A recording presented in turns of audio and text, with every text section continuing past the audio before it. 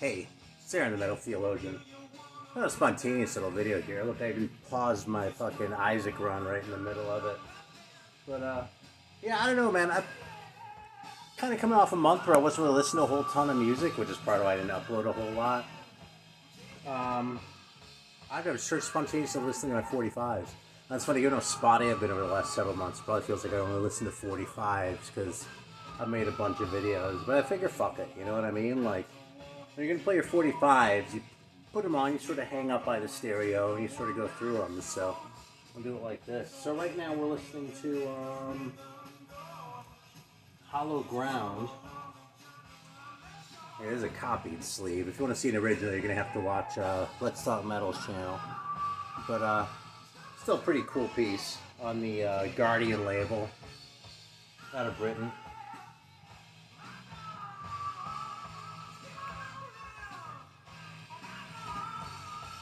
Yeah. I'll show a few other things here while I'm at it too. You just sort of, you know, chat a little bit. But I also bought a soda for the occasion, man. It's funny, I just said it was spontaneous. But like I was at the store and I was thinking, you know, might not be the worst idea to have soda around in case I decide to make a video. So I think I've probably talked about this one before, but let's see if people remember. So it's Hank's Orange Cream Soda, which I have had before, and I remember liking it. But we'll see how it holds up. I always like to call attention to my mounted bottle opener over here. Let's see. Kind of show it without fucking making a big mess. Right there at the end of the record cubes. You know, it's funny, there's actually an April wine record sitting over here, and I was really trying to sort of be careful and hold the thing so that you wouldn't see it. That's what was going on. I think I'm kidding. Actually, someone gave me this. I finally steeled myself to play it a few days ago. Dude, this fucking thing is terrible, man. Like, records like this are why Canadian bands have bad reputation, man. And I swear, it's not fair because there's so many great Canadian bands, you know what I mean? But these fucking guys and Triumph, you know? And I even kind of like Triumph, man. I mean, the older I get, the more I can really hang with Triumph, too, because, you know, they kind of deserve the scorn they get, but, I don't know, I probably said this before, but when I was up visiting with Pat from Ground Zero Salem when Eric Bauer was in town, I found a copy of Allied Forces in his collection. Of course, I'm going to pull that one out, right? Like, he has 1,000 great records sitting right there, but I'm going to find the one crappy one and pull it out and say, hey, let's listen to this, man. I'll tell you, man, I enjoyed that fucking record. About half of it was just really fucking pretty direct-tastic. But,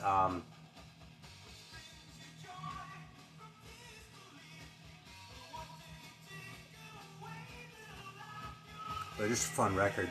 This is really sweet.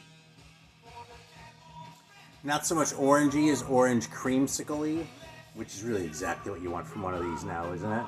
But which, I mean, sort of the vanilla aspect really kind of comes through, you know what I mean?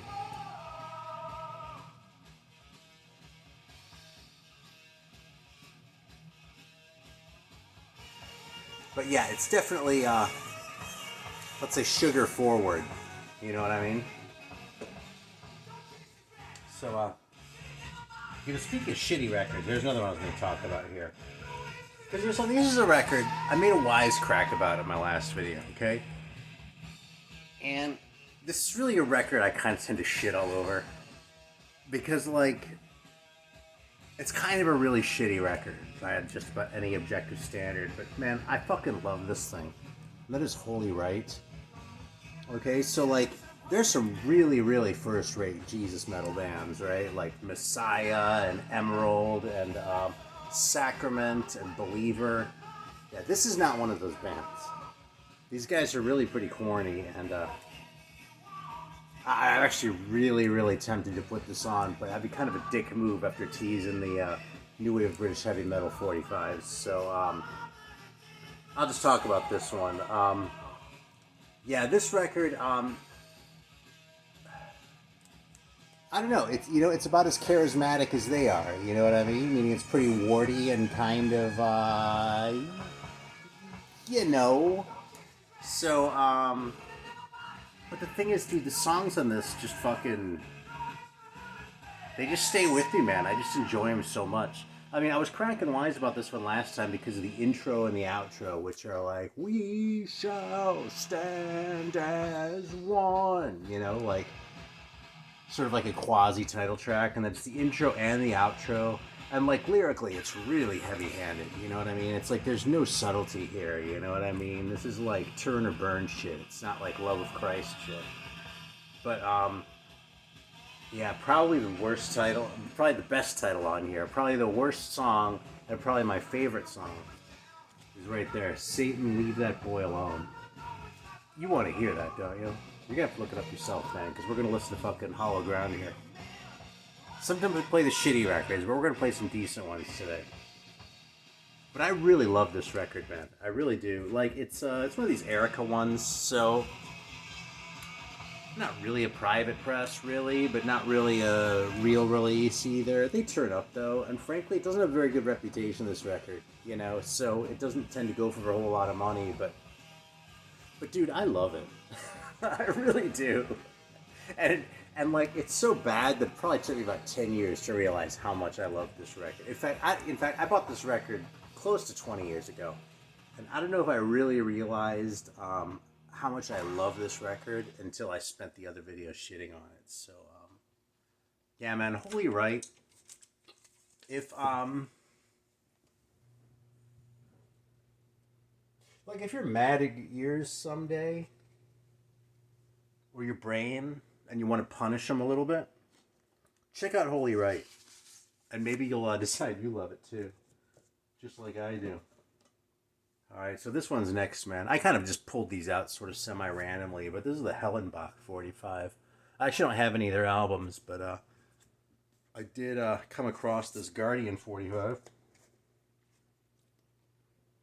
You know, that's the cool one, right? I mean, look at that fucking label, dude. This Guardian label, you can't beat that shit, right? You know? How can you not want to have that in your fucking collection? And, I actually haven't played this one in a long time either. I recall it as being kind of Van Halen-ish, which would put them on the long list of bands that obviously were comprised of Van Halen fans, even though I really don't like Van Halen. But you know, I wouldn't say they sound like Van Halen. That's just kind of the group vibe they're going for, you know.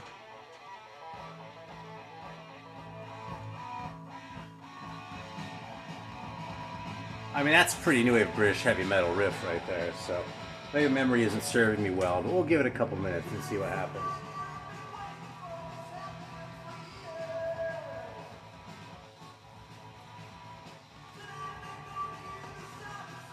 Here's a good soda, man. If you live in the South, you'll find it at your local Harris Theater. Most likely. What else do we have here? So,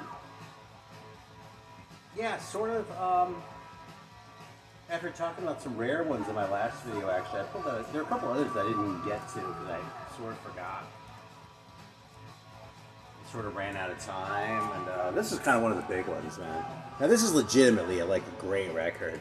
It's eccentric, okay? It's kind of weird, you know, especially the singer, man. It's kind of this weird sort of somehow floaty tone, but like if you like metal with a lot of like prog in it and shit like that, dude, you can't do much better than Solar Eagle. Now, if you don't own a copy of Don't Break the Oath, I mean, come on, right? Before you got no business searching out a record like this until you have that caliber of shit.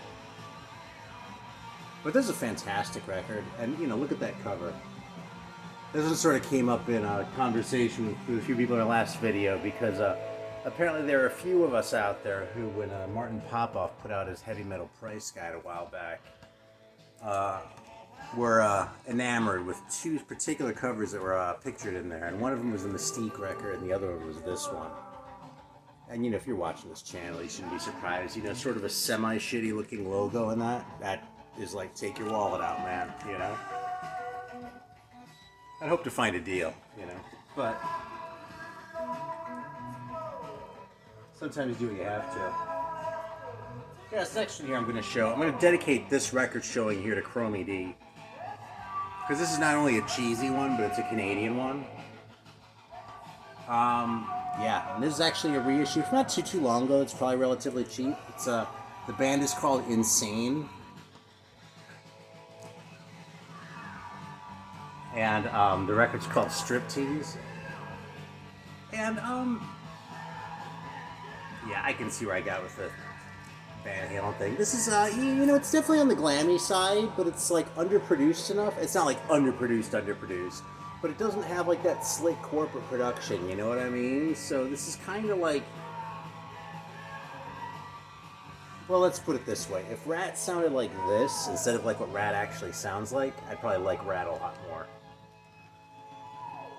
Because I mean, this just kind of has that sort of haplessness about it, you know. But yeah, it's not a great record. It's really not, but it's a pretty cool record, and it's an interesting listen, especially because they're from Quebec. So I think they're from Quebec. Yeah, it's funny. The names look like they're in English, but they're probably fake because all the thank yous are all in French. So I'm pretty sure these guys are from Quebec. But you know, they're no voivod, but it's kind of fun. I do feel like I do still feel like I made the right decision. I had an original of this a long time ago, and I traded that with some other shit to get a Wizard record, and I think that was the right choice. But I'll tell you, I still liked it enough that it was worth coughing up $25-$30 for a reissue of it. Whatever it sent me back.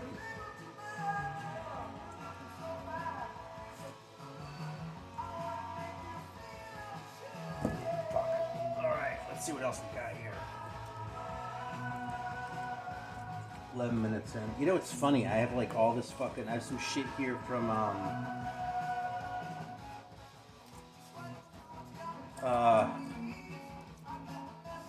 Fuzz Trip. That, you know, I've played a couple times. Some really good shit, but I haven't digested it yet. Then I have some shit from Void that I need to show, but I don't know. Actually, I do know, man. I've had a little bit of a winter funk going on. You know, so it's the middle of the video, so I might as well, you know, a little honesty. But, you know, with the pandemic and all that sort of thing, I'm sure I'm not the only one. So, you know, I'm not falling apart here. I'm not going to, like, commit suicide. But, you know, the motivation's a little tough and that sort of shit. So, for what it's worth, if you're out there and you've been, like, kind of depressed, you're not the only one. And it'll pass. And actually, I'll tell you a record that's been like fucking medicine for me.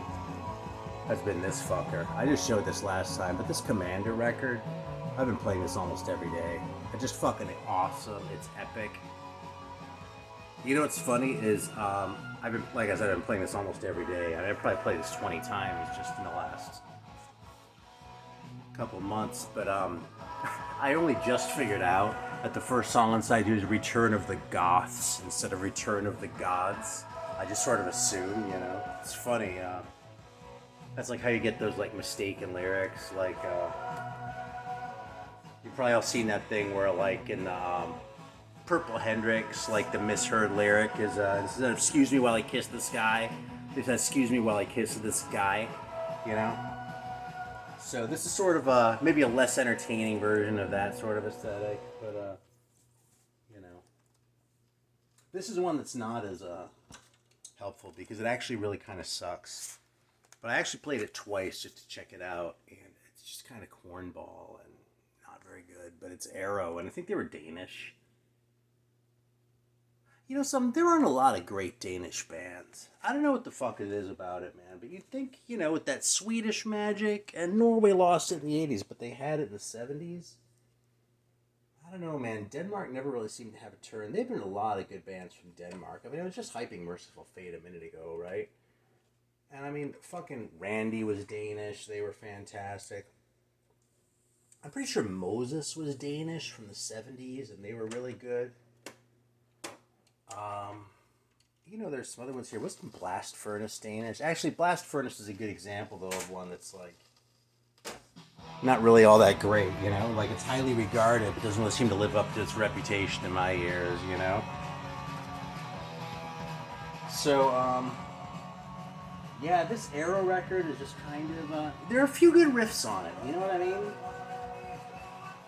But a lot of it's just kind of wimpy and just not all that well executed. Actually, you know who else I'm thinking of here? I keep wanting to name check.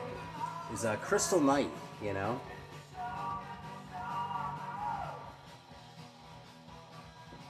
I hate to come down on a band that's like so like designed to like appeal to me as Crystal Knight. Like if you know, I mean, shit, dude.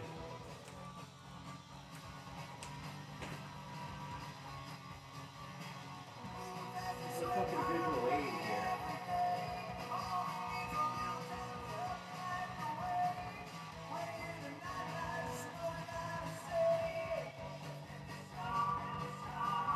Dude, doesn't this look like it ought to rule? I mean, come on, man. You know, originals of this is a reissue from a couple of years ago on No Remorse. Originals, God, they look so good too. Holy fuck, dude. It's like, yeah, you've got your mustaches, but like, along with the bonus, or along with the mustaches, you've got a pretty fat bonus, if you know what I'm saying, too, you know?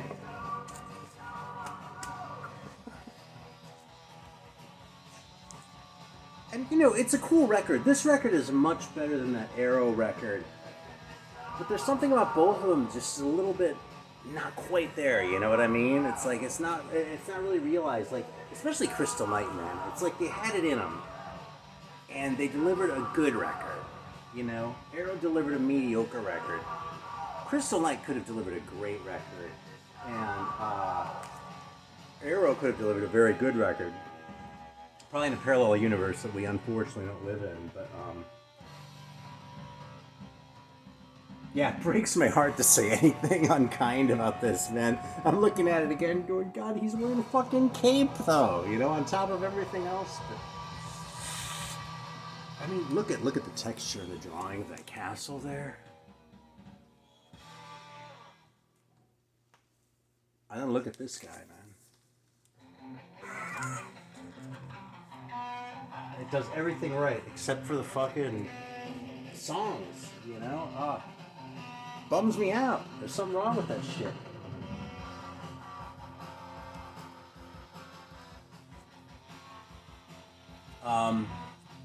Yeah, here's another one I busted out.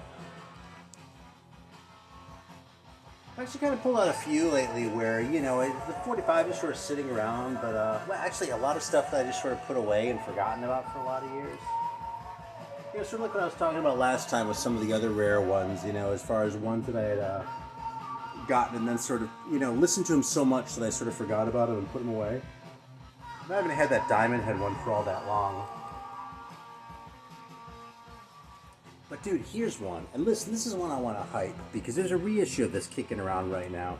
And it's not like some compilation. It's like, I don't remember who the label was, but they reissue just the 45 like this, man. And that's what you want, you know?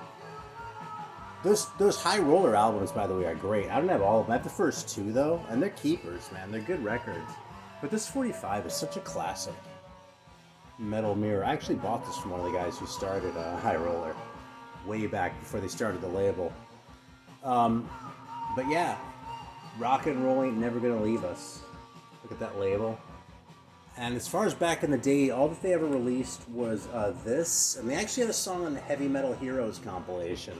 I know a few of you out there in YouTube land have that record too. So you may be a bigger Metal Mirror fan than you realize. Or what should I say? You may already be a Metal Mirror fan.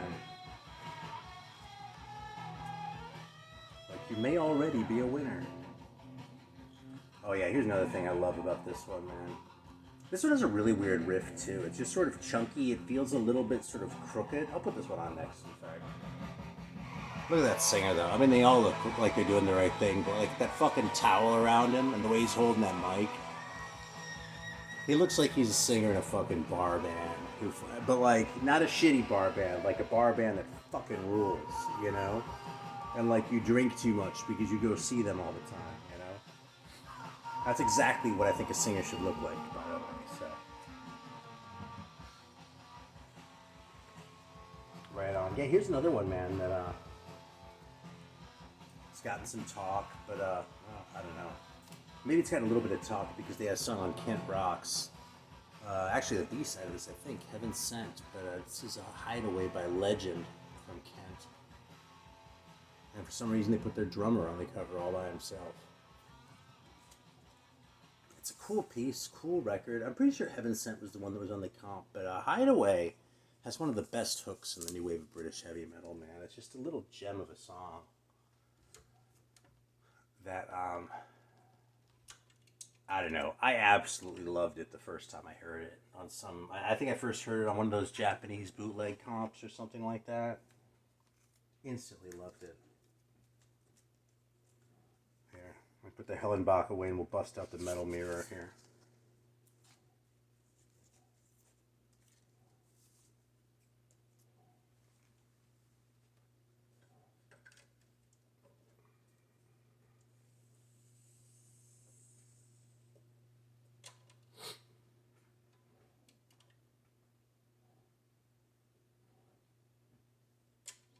Lip on this one was in a little bit of a weird place. Yeah, okay, it took.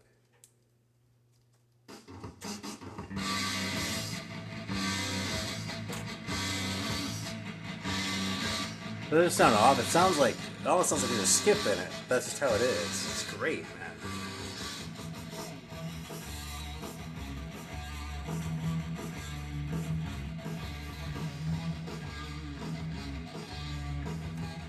Like, this is what new wave of British heavy metal should sound like. Definitely sort of a pubby kind of singer, but he's got that rasp, he's got that fucking working class sound.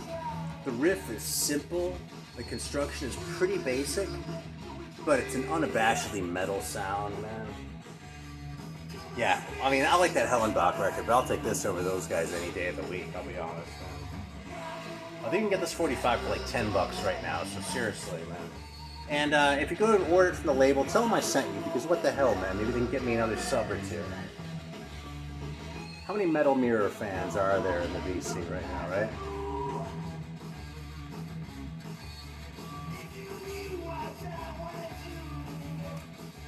Hey, here's another one. Actually, here's one I haven't pulled out in a long time, man. This fucking Joker record. Wasn't quite as brilliant as I'd remember it being, quite honestly. But it's still two pretty solid songs. It's late to call it new wave. It's 1984, you know. But The Pusher is a rocker, and Back on the Road is a good rocker, and you know. And it delivers with the cover too, man. I don't even remember what the back looks like, man. I haven't pulled it out in so long.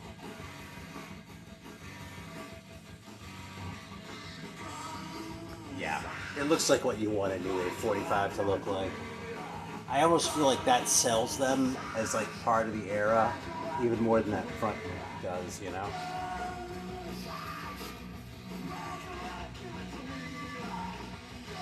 Oh, look at that. Fucking Vinyl Tap. Good old Vinyl Tap. I don't even know if I got this directly from them, but God knows I bought other records from them. I am never going to understand why, when Lars Ulrich was putting together that new wave of British heavy metal comp, that he picked Backstreet Woman to represent Jaguar instead of Axe Crazy. Because this record fucking smokes. This is easily the best thing Jaguar ever did. You know what I mean? If you got a choice between getting a copy, between getting both their fucking albums and getting this 45, get the 45. Even if it costs twice as much, man. This is the shit right here. It really is. And Backstreet Woman is good. I think the album's kind of lame. I really like the live record that Buried by Time and Dust put out, because I think a lot of the songs on the studio album sound a lot better in the live setting. They don't sound kind of anemic and subdued the way they kind of do on Power Games, you know? But Head and Shoulders, man, this is the fucking way to go right here. Speaking of Lars, yeah, there's another one I don't think I've shown before. Gaskin, I'm No Fool. And it's funny, you know, I have their first record. I actually had the second one too, and Let It Go. I kind of wish I had, honestly. But, what's it called? End of the World, I think it is. The first one with the gatefold on Rondelay. It's a really good record, you know? It's not like tremendous, but it's really good. But the best two songs are actually I'm No Fool and Sweet Dream Maker. You know, it's funny. I think it looks like the back of a New Hormones 45. You know, like that Manchester punk shit. Or, you know, new wave maybe more than punk. But, you know, I know they were punk in spirit, the New Hormones bands. But Yeah, or maybe the back of a Residence record too, something like that. Alright, cool. Yeah, the B side of this is comparable. It isn't quite as hiccupy sounding as far as the riff. It's a little more sort of standard, but Living on English Booze is also a fantastic song. And here, you know something? I was going to put on that Gaskin, but I'll put it on next. The other one I'm going to put on first is Deny. Because I don't think anyone else has ever showed this in the VC. If someone has, tell me, because, well, you know. Truthfully, I feel fortunate that I got this, because when I turned this up, I hadn't seen one come up for sale in 5 years. You know, there are a lot of records that are expensive, but they're always kind of around. And then there are the ones that you don't see offered for sale, and those are the ones that tend to keep me up at night. So this was one of those. Weird riff. Like, the construction of it is pretty typical, but the arpeggios don't quite go where you expect them to, you know? I don't know if that's really an arpeggio, but you know what I mean.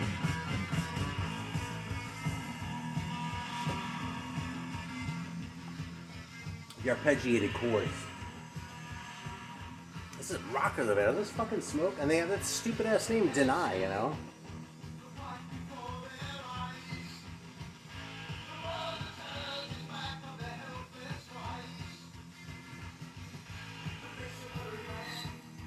When did this come out? I'm trying to read it while it goes around and around. 1980. This is about as heavy as that Joker record. This is 1980, man. This is as heavy as Maiden was in 1980. Completely swallowed up in obscurity, though, man. If there's ever been a reissue of any of this, I don't know. I haven't heard of it. Isn't that a cool riff, though, man? Well, the time just flew right by, didn't it? It's been about a half hour, and that's kind of when I turn into a pumpkin on those songs. Let me just show one more that's really been a creeper for me, and that's this fucking Dragster, speaking of Lars, right? But this Ambitions 45, back with Won't Bring You Back, and yeah, there's a picture sleeve, and no, I don't have it. But, but I do have this dank-looking guy right there. But, this is a great one, too, man. Give it a listen online or something like that, or if you don't already know it off that comp, because you probably have that, right? The Lars comp, so... Anyway, lots of good stuff. Just sort of a little this and that, nothing really going on type of video. And always appreciate y'all watching. By the way, tune in on to Heavy Metallurgy on Marty Worm's channel at 9 o'clock on Friday, because I'll be joining those guys. Tune in anyway, because it's a fucking good show. And then tune in to Grown Man Record Night afterwards. But yeah. Alright, till next time, man. Thanks for watching.